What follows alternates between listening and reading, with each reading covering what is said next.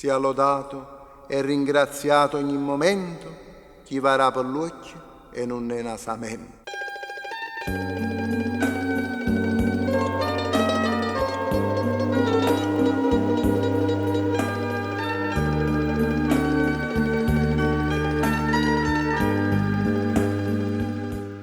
E promettiamo al Signore che non facciamo più fatanzia per l'anima dei morti e chi è morto, e così sia.